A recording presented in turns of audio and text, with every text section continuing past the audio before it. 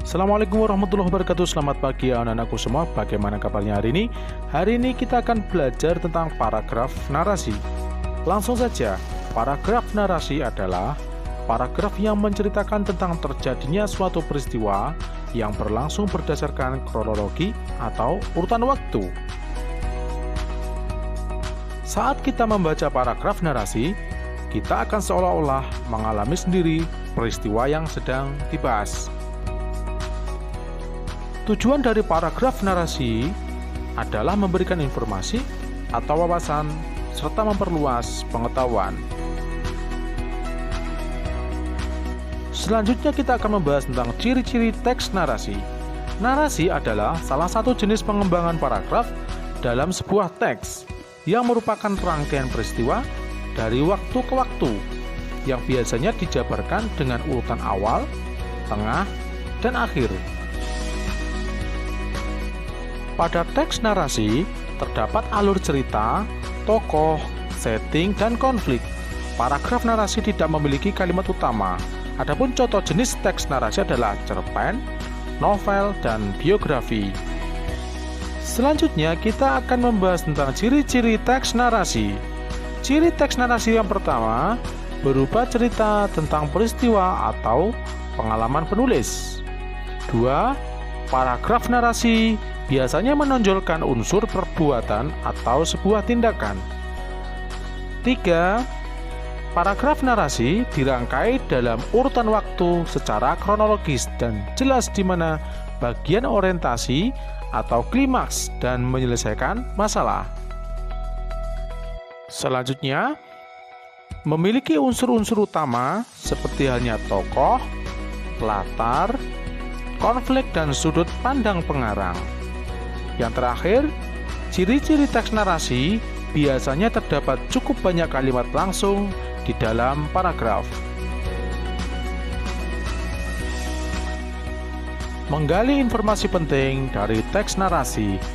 Teks narasi memiliki banyak informasi penting mengenai peristiwa yang pernah terjadi. Agar lebih mudah memahami informasi teks, kamu dapat mengelompokkan informasi-informasi tersebut menggunakan kata tanya 5W plus 1H.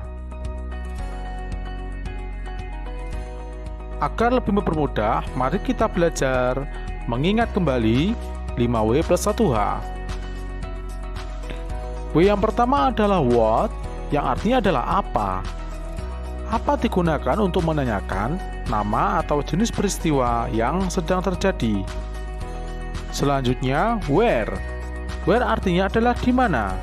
Di mana biasanya digunakan untuk menanyakan tempat terjadinya suatu peristiwa. Selanjutnya adalah when, yang artinya adalah kapan. Kapan digunakan untuk menanyakan waktu terjadinya suatu peristiwa. Selanjutnya adalah who. Who artinya adalah siapa. Siapa digunakan untuk menanyakan tokoh atau pelaku yang terlibat dalam peristiwa yang terjadi. Selanjutnya adalah why. Why artinya adalah mengapa. Mengapa digunakan untuk menanyakan penyebab atau alasan terjadinya suatu peristiwa. Dan yang terakhir, how, yang artinya adalah bagaimana. Bagaimana digunakan untuk menanyakan cara atau keadaan saat terjadinya suatu peristiwa. Selanjutnya kita akan belajar kosakata baku dan serapan. Kata baku atau kata formal adalah kata-kata yang digunakan setelah melalui proses standarisasi bahasa. Artinya, kata-kata tersebut telah dibakukan atau istilahnya telah mengalami kodifikasi, yaitu terdaftar dalam Kamus Besar Bahasa Indonesia. Hal ini bertujuan agar bahasa Indonesia dengan segala varian kata-katanya dapat secara jelas digunakan dalam ragam ilmiah ataupun digunakan untuk pembelajaran bagi orang-orang asing. Adapun contoh kata baku seperti halnya foto, objek, negeri, daftar, izin, dan lain sebagainya. Sedangkan kata tidak baku atau informal adalah kata-kata varian dari kata-kata baku yang pada umumnya digunakan dalam ragam cakap. Berikut contoh kata tidak baku. Faham, adapun kata bakunya adalah paham. Kongres, kata bakunya adalah kongres.